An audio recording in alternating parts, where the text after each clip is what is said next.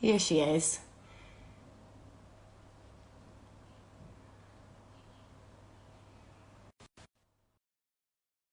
Okay, I think I've done it. Yay! Hi!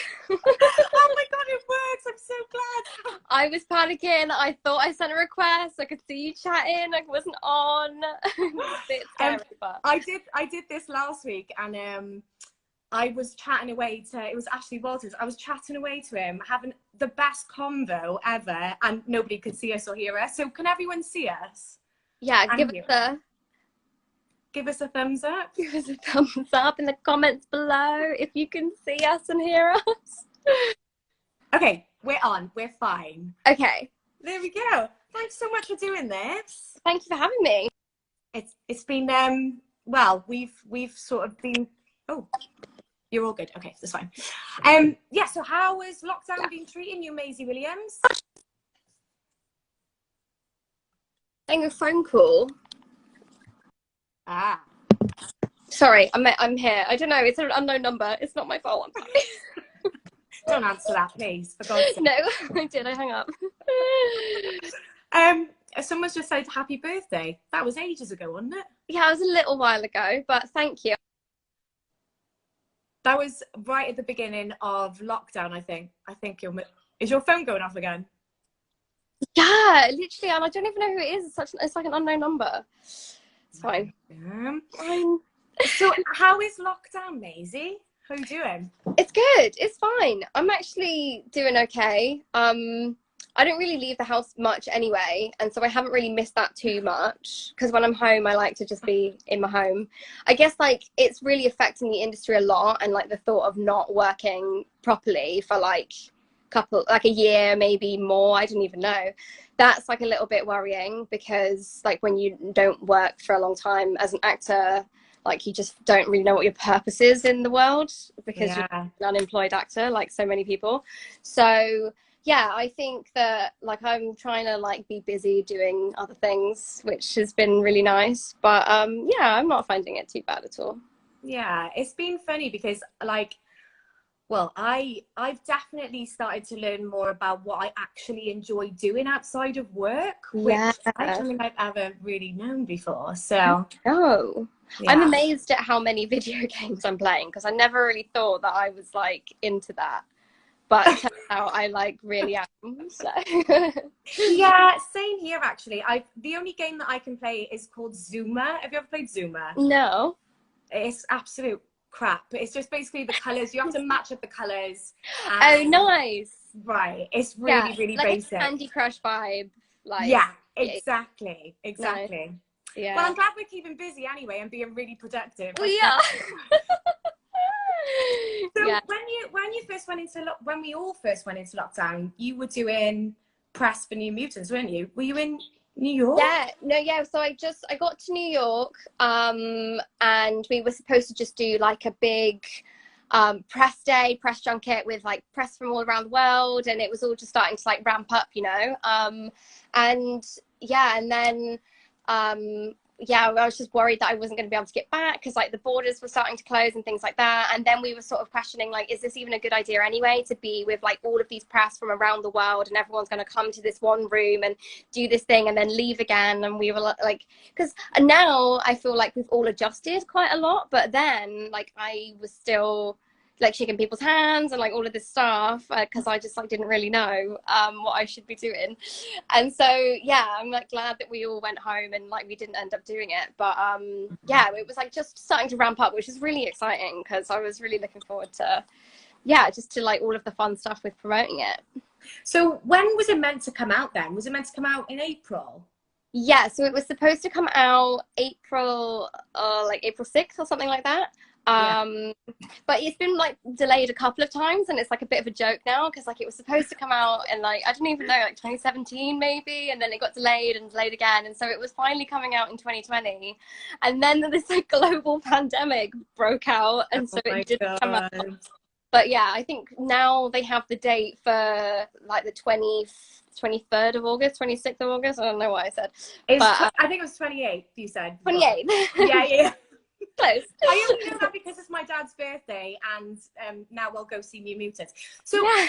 is it going to come out in the cinema then? Is that like the plan at the minute? Yeah, it said that it's going to be like in theaters then. So maybe they know something that we don't. Yeah. Cool. So, okay, so if it was meant to come out in 2017, when did you actually shoot it? I think maybe that year, beginning of that year. Oh no, maybe I shot it the year before, 2016. Oh my God. A while ago. A little while ago. You look quite young in it, like compared to how you are now. Well, it's also because I have the short wig, and like the short wig definitely makes me have like a little baby face. So,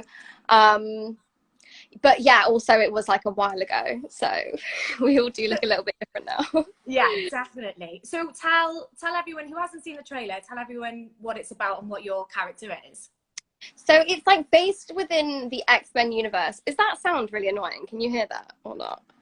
No. Okay, so it's like there's someone with like a masonry drill outside, like perfect timing. You're fine. No, yeah. So it's about it's like set within the X-Men universe, but it's about these 5 like teenage mutants, Ninja Turtles. No, they're not Ninja Turtles. And they are in this like correctional facility to try and basically harness their powers and like understand how to use them and just like protect them from the public and then also from themselves. And I play a character called Rain Sinclair, and she's also known as Wolfsbane. And she went through a lot of trauma when she like realized about her power, and she was like raised like as a Catholic, and like struggles with a lot of guilt, and like her pastor thought that she was a witch and like didn't understand her powers and like really punished her for it. And so she just like carries a lot of that with her and has always been like very shy and like hasn't really got to know anyone in the facility. But when we open, this character called Danny Moonstar, she is like joining the facility for like the first time, and because like both of them feel like outcasts, they get to know each other very quickly, and they like look out for each other and protect one another. So it's like this big superhero film about like, you know, all these 6 superpowers, but it's also just this really beautiful love story between these 2 characters also. So it's like got a bit in there for everyone, really. It looks like loads of fun, and like, to be honest with you, it's like the perfect thing. If it is one of the first films that we've got in the cinema when we go back, I just don't want to watch anything filmed on Zoom. That's what I do. No. Yeah, I think that it's like, yeah, it's like going to be like a real escape for everyone. Yeah. It's like a real family movie. Like everyone's going to really love it. It's like appeals to a lot of people, and it's like real feel good, but you know, it's like superhero at the same time. So I think it's going to go down a treat. Okay, love it. So as I mentioned to you before, so most of our audience are actors and filmmakers, and loads of Maisie fans, because all I say is, I love Maisie, I love Maisie, I love Maisie at the bottom. I love it. So I would really love to go back to the beginning, because as everyone knows, you were so young when you started in the industry. Yeah. So how did it all come about? Because you were with Louise Johnson. Yeah. Where did it start for you? Yeah, so I always wanted to perform when I was a kid, and I joined like a local dance school called Susan Hill School of Dancing in Bradstock, if anyone from the Southwest is watching. And I went there, and like I used to just sort of dance with them all the time. And then there was this flyer that was put up on the notice board about this talent show where you could go and basically meet loads of VIPs that were going to change your life. And so I was about 10 at the time, and I was really excited. So I decided to like go and do it, and it took place in Disneyland Paris, and so there was like hundreds and hundreds of kids there. Actually, I think there were some grown-ups as well, but it was like really tailored towards like children, and because I didn't really have anything to lose, and because, you know, when you're a kid you're just so fearless, instead of just doing dancing, which is like ultimately what my dream was at the time, I think I also did acting and singing and modeling and all of these other things, just because, I don't know, my mum just had a really great attitude like that. There was no pressure, but it was also just like really fun to do all of those things. So she just like pushed me to do, yeah, the whole shebang really. And I'm glad that she did, because while I was doing like the acting part of the talent show, there was this woman called Louise Johnston, and she had just set up like an agency, and she asked if I wanted to be part of it and if I, you know, wanted to be like an actor and do auditions with her. And I didn't really understand what it was. Also through the talent show, I ended up getting an audition for Nanny McPhee. So I knew that I had this audition anyway. But like every kid there like had it, and I didn't really know what I was doing. Like I'd never done anything like it, but she like practiced all of my lines with me and like taught me so much, because she'd also been a drama lecturer before she started the agency, so she really brought it out of me. And I didn't end up getting the Nanny McPhee audition, but we started working together, and then she ended up, the second audition that I got was through her, and she ended up getting me on an audition for Game of Thrones, and then oh my god, and everything changed really. Whoa. Yeah. Okay, so we for the Game of Thrones audition then, did you feel prepared going in, like did you feel prepared going into that because of Nanny McPhee, or were you still a little bit like? Yeah, I knew what to expect now, because with Nanny McPhee, I actually got to like a screen test. So I did like the proper thing in front of like real camera with like all of these other kid actors. So like I'd really gone quite far in the process. So I kind of knew what to expect.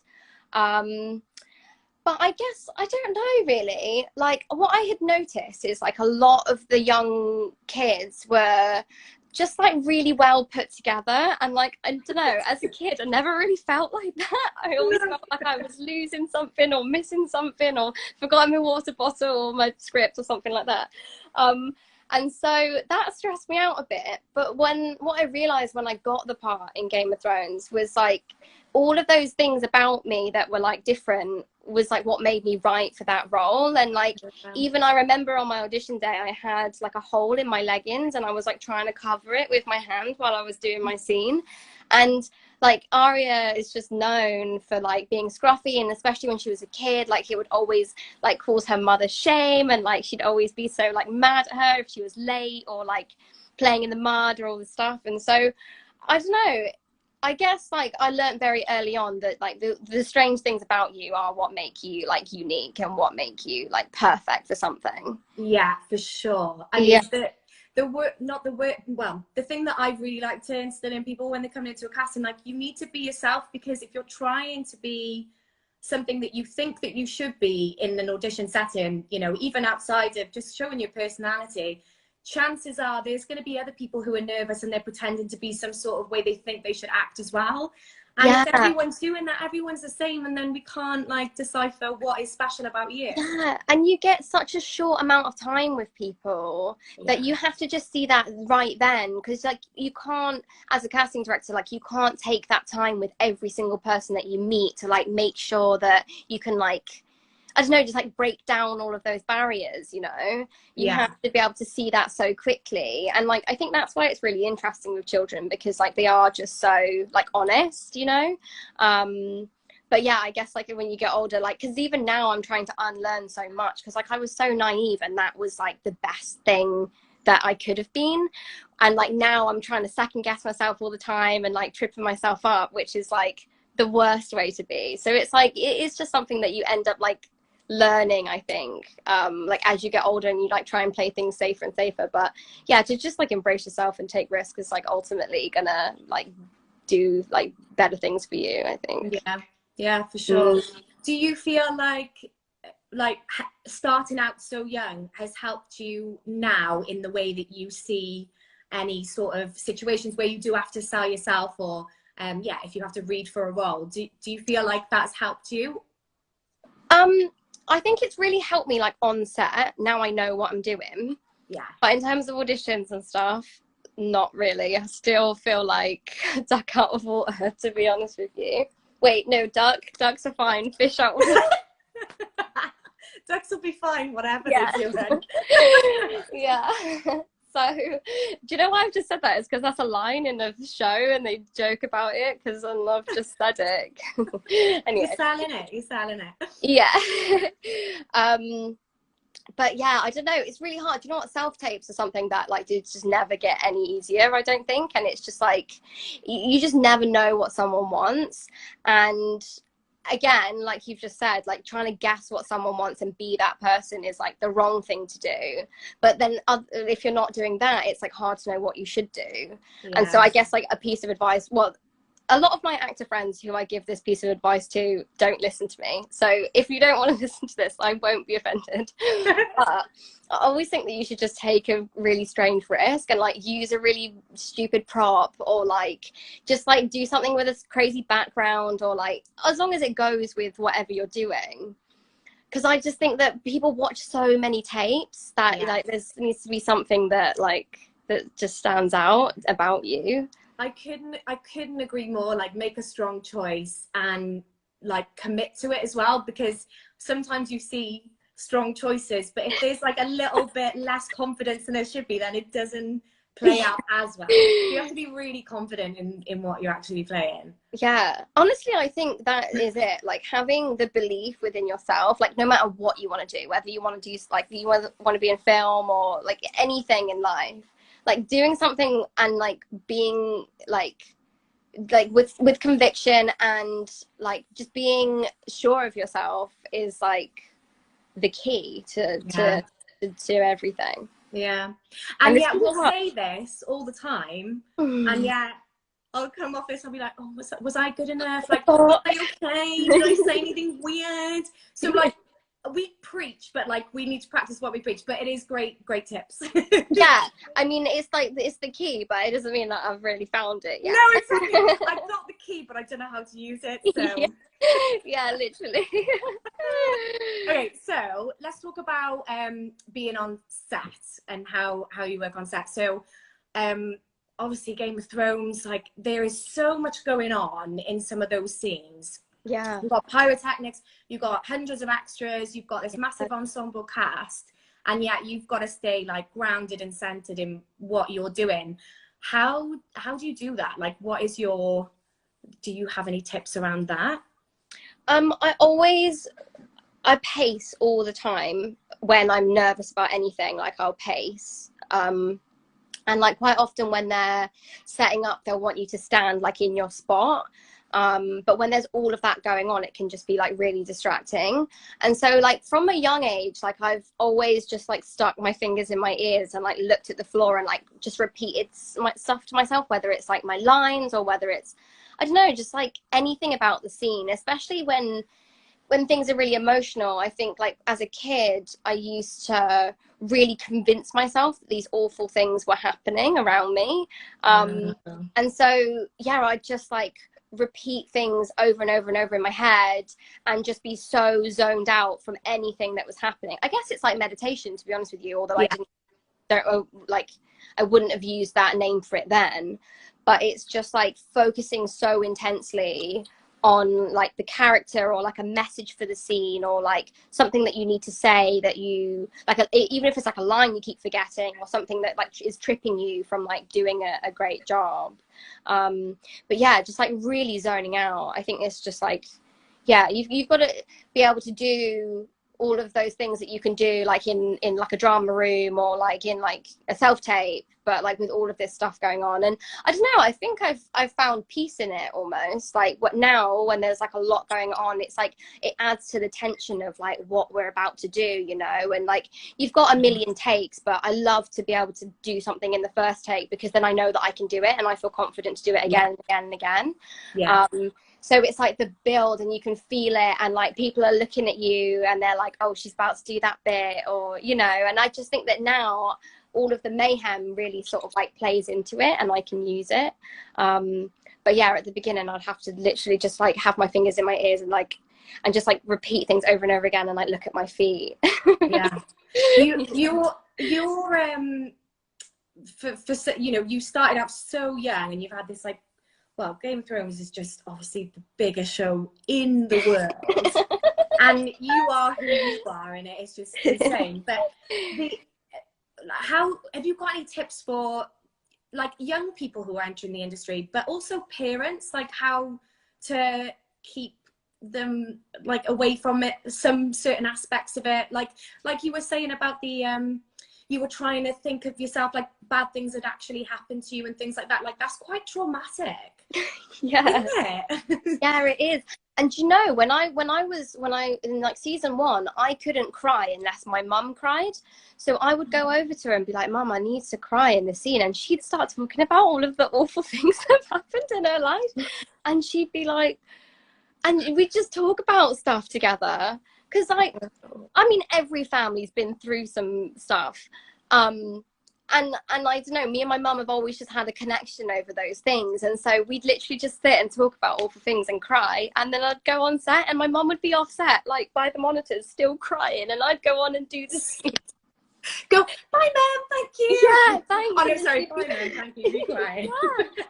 Yeah, and I don't know if that's the answer, because I don't know if that was good for either of us, but I think I don't know, like I think like I've just, if your kid is going to be an actor, like they ultimately must be very emotionally mature in order to like want to do something like that and like really be like great at it. They must, I don't know, they just must. And I think just like understanding that about your child and like engaging with that and like nurturing it and like, you know, allowing them to feel those like really grown up emotions and like feel validated for feeling those things, rather than like just being, you know, too authoritative and like, you know, wanting to squash it, because ultimately that's like, that they need to understand those things about themselves in order to like portray anything on screen.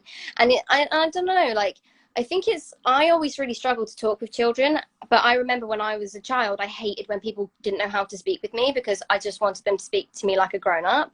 And it's so frustrating that I have been like that to other kids instead of just like speaking to them like a grown up, like you know, nurturing, because they see everything. And like I remember when I was a kid, I just felt so grown up. Like I felt like I knew everything about the world, you know. And I guess because my mum always allowed me to think like that and feel like that, I could then be like a really great actor, because like I felt like my emotions were real and valid and like okay. Yeah, I don't know. that's amazing. It sounds like your mum was really supportive in the right ways for a young actor. Definitely. Like I'm so grateful to have like the upbringing that I did with her, and to have someone like that who is like really supportive, because I know it's not like that for everyone, and like it can be really difficult when it's not. And don't get me wrong, I know incredible actors who started at a very young age who didn't have parents like that, who are still doing incredible things now. So my way isn't the only way. But if you are a parent watching this, like that's just like the greatest thing you could be for them, I think. Yeah, for sure. Yeah. I just wanted to mention, in that just popped into my head, what we've both actually watched recently is Honey Boy, for that Yes. like, father and son relationship. If anyone hasn't seen it, it's so good. That film, yeah, it's really, really beautiful. And like I think that brought up like a lot of memories from like being a child on set. And it wasn't like that for everyone, and like, you know, but I think that it's an incredible film, and it's like very, very insightful. Yeah, for sure. Okay, so I wanted to speak a little bit about The Fallen, because I love The Fallen, Carol Morley film. Yes. So how does something like that, because I know that you worked very differently on The Fallen than you did on Game of Thrones. So if anyone hasn't seen it, The Fallen is a indie feature film. Carol Morley directed it. It's about these schoolgirls who, it's very dark. They all start to, what's the actual phrase for it? I think it's called like mass hysteria, but at the time they just like have these fainting fits, and like they all are, it's like very real to them, but it can be perceived as like just many things. It was set in the 60s, and so there's these like promiscuous girls that are getting into trouble and fainting and having these like mass fainting epidemics, and it was an era where that sort of thing wasn't really valid or listened to, and so it's these girls and their connections with each other and like the school, and this all girls school. Yeah. Yeah, it's such an amazing film. And that you and Florence, it's Florence Pugh's, did you say it was her first film? It was her first film, yeah. Yeah. So Yeah. you two together are so good, but the way that you work with all of the girls, and there's some other names in there as well that have gone on to do amazing things, but it's such a great film. So I just wanted to give that a shout out because I think people should see it. Yeah, no, for sure. It's such an incredible film. I love being a part of it, and it was just like a completely new way of working. Like it was very method almost. Like we all of the girls, the main friendship group was about 7 or 8 girls. We all lived together throughout the entirety of the shoot in one house with like an au pair who cooked us dinner, and we just hung out 24/7. We watched movies together every evening, and we like learnt our lines together, and then we went to had our dinner, and then we went to bed, and then we got up and we got in the van together and we went to, so it was like we were at school together, you know, and we just like really bonded over those few weeks. It was like, yeah, it was just a very intense experience. And Lydia, the character that I played, she was like very segregated from her mother, and you know, throughout our time like shooting, like the relationship like that we held on set was like very just like distant, you know. But yeah, it was amazing. Was that Carol Morley's, was that she did that on purpose? She like split you up and she put you all together, all the kids together, and made sure that you were in this environment. She just wanted it to be as real as possible. And I'd never done anything like that before, and it was like amazing. And the film like turned, I don't know, it wasn't the most pleasant experience, but because of that, the film was like the best it could be, you know. And so I understand like why it had to be that way. And I don't know, I feel like if I were to make a film, like I'd want that atmosphere to be quite similar, especially if like your lead character is like very segregated, or like, you know. So yeah, it was just like, interesting, and like, you know, very, very different to Game of Thrones, and like I just learned so much. I love that. I love putting the actors in that situation to make anything which makes anything more realistic in my eyes is like the best. So yeah, I really love the film, so I just wanted to shout it out. Something else I'm really looking forward to is 2 Weeks to Live with Sian Clifford. Yeah, it looks so good, but I've only seen that one, I think it's like a 1.5-minute trailer, but it looks so good. So when's that out? So that will be coming out, I think sometime around like October, November, maybe towards the end of the year. I think they're still figuring out all of the scheduling and stuff like that. But yeah, it was so much fun. We shot it in like 6 weeks, which was like insane. I never thought that we were going to get like a whole series done in 6 weeks, but we did. How many episodes is it? 6 episodes. Oh, wow. And they're like half an hour long each. So they're, I don't know, I've been watching content like that's like, you know, like a 6 to 8 episodes, 30 minutes each, 20 minutes each, and like I've just been loving the way that you can like build momentum with something like that. So I'm really excited to be part of a show that sort of works in that format. But yeah, it's like a dark comedy. I play a character called Kim, and Sian plays my mum, Tina, and we have basically like lived in the middle of nowhere for the majority of Kim's life, and the show opens with Kim like leaving home and like going off on an adventure into the real world to try and like live a normal life. And Tina has like become quite overprotective over the years and decides to like go after her. And they sort of like lived like in a cabin in the woods in the middle of Scotland, and they're both quite savvy with like hunting and fighting and gathering and things like that. And so the two of them, like, you know, chasing after each other in the real world is like quite a funny backdrop for the two of them. But yeah, and they meet a bunch of people along the way and get into a bunch of trouble, and yeah, it's just great fun, really, really great fun. It looks so good, it really does, and I really love Sian Clifford. But your character just looks like so much fun in it as well. You look very what's the word? I don't know, it's how I imagine like how you actually are, like the closest thing that I've seen to how you actually are. Yeah, no, I guess so. I think I was just really keen after the show to go into something which was which just was very different. And I think there are a lot of similarities between Kim and Arya, but I think like tonally the show was just like a great laugh to be on set every single day. And it's like set in present day, so you know, the clothes and everything like that, it's like all very colorful in comparison to Game of Thrones. And so yeah, I was just, I guess for me, I was allowed to be most like myself because I don't know, I just think like, you know, on a comedy set like that, it's just like, yeah, you just like want to embrace every part of like humanity that you know, really. Yeah, I'm excited for that. So I know you've also been doing a bit of producing, because that's how I know you. yeah.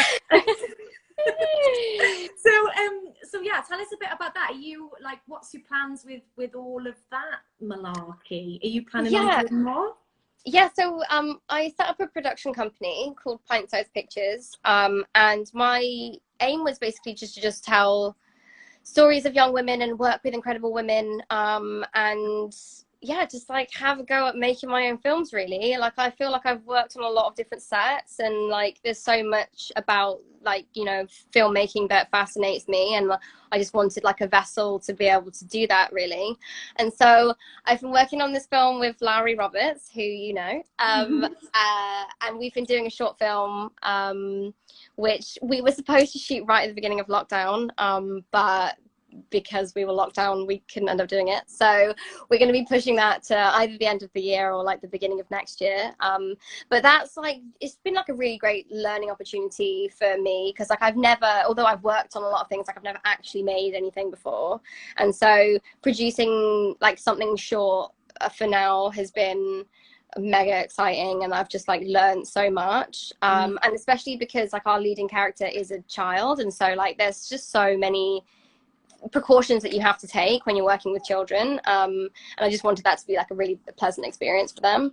But even during lockdown, like we've been writing so much together, and just like coming up with like new and exciting ideas, and honestly we're just never short of ideas, and I don't know how anyone ever struggles to come up with ideas, but it's just like implementing them that we're locked down right now, so it's hard to do anything. But you know, when we're gonna bounce back so hard, you have oh my god, so hard, it's coming. Yeah.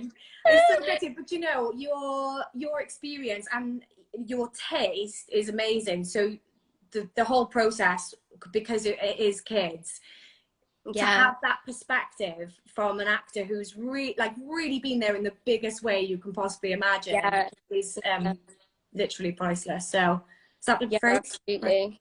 Yeah, I don't know, we'll call it that. It's been amazing, so it's been great.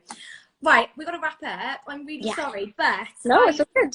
I wanted to ask you if you've got anything you've been listening to, anything you've been reading that you wanted to shout out. Yeah, so with everything that's going on in the world right now, particularly with like Black Lives Matter and like the whole criminal justice system in America, I've just been like trying to learn as much as I can, and basically stop trying to like pass it off as someone else's problem, because I've always like felt like, you know, I'm a perfect citizen and I'm fine, and I just wanted to dig into that a little more. And so I've been listening to this really great podcast, which I actually saw on Florence Pugh's Instagram first. I got the recommendation from her. It's called Seeing White, and it's by Scene on Radio, and it's just like a really in-depth look at how we got to this situation and why white people have thought and think that it's okay to like be the dominant race among like over like every other race. And like I guess it's like something that you don't really talk about white people as like white people are always seen as like the top, and then there's like all these other races, and like it basically puts white people in that box of like being a race and being like, this is what you are known for, and this is your stereotype, and this is like how you have acted over like millions of years. So that's been like really, really interesting, and it's just I mean, it's just like taught me so much. And then amongst that, there's this book that I've been reading called White Fragility, and that is basically, it's called White Fragility: Why white people find it so hard to talk about race or something like that. And it's basically about all of those times when you feel attacked and you feel like being like, oh, it's not me, I'm not like that, not all white people, like, and it's just basically like debunking the whole thing and being, yeah, just like you have to take responsibility for the way that your people have acted. And so yeah, that's been like very and also know about it. Like, there's yeah, no education, so you know, you really do have to seek out this information. So I asked you that question because I know you've been sharing some really amazing resources, and I think that we've got a platform here, and this is really important to backstage as well. okay, you know? Yeah, so we need to be mentioning it for sure. Yeah, absolutely. I post a lot on my Instagram. I mean, I'm by no means, and I don't think anyone with a platform is trying to say that they are like, they know better than everyone else. But I think that, you know, when you have a platform, it's important to like try and give people the resources so as they can teach themselves as well as teaching yourself too. Yeah, for sure. I totally agree. And I just want to end it because I think you've got amazing taste, but only because you like all the same films as me. So I must say I've got amazing taste. So what films have you been watching lately? You know, I actually watched Dogtooth recently, which is Yorgos Lanthimos. Oh yeah, Lanthimos's like first film. Because I'd watched every other one and I hadn't watched like the first one. And yes. Blue Hunt, who plays Danny Moonstar in New Mutants, she actually recommended it to me and it was incredible. So I don't know if anyone, if you haven't seen that, it's like incredible, and it's I haven't seen it, so. Yeah, it's really, really great. I also watched a couple of years ago, I actually recommended this to you the other day, it's called Raw. Yeah, I still need to see it. Yeah, it's like a French like zombie, no wait, it's French cannibal like movie. I mean, that's niche, but that's my perfect genre. You've just and it's really, really incredible. I love it so much. I watched it a couple of years ago, but I definitely like watch it again. I like films that I could watch a second time. Yes, for sure. And then Alex Ross Perry, he did this amazing film called Her Smell in 2018, which is which is like incredible. I think a lot of films that I like are like quite dark and like very, I mean, kind of like The Falling. It's like, yeah, it's just like a lot, it's just like very highly strung, incredible women who are feeling a lot of things. Yeah, because that's what we are. So. Yeah. Literally just like films about girls like me. Okay, amazing. So that was Dogtooth, Raw, Her Smell, and the podcast you recommended was Seeing White. Seeing White by Seen on Radio, and then the book is White Fragility, Why White People Find It So Hard to Talk About Race. Love it. Thank you so much for doing this. I loved it. I really like seeing you anyway, but you know, there's people watching this time, so it's even better. Yeah, for everyone else as much as it is for us. Yeah, exactly. All right, thank you so much, guys, for watching, and keep an eye on our on the social media that you're on right now, because we've got loads more stuff coming up. And yeah, thanks from me, thanks from backstage, thanks from Maisie. I think. Thank you. Bye. Bye.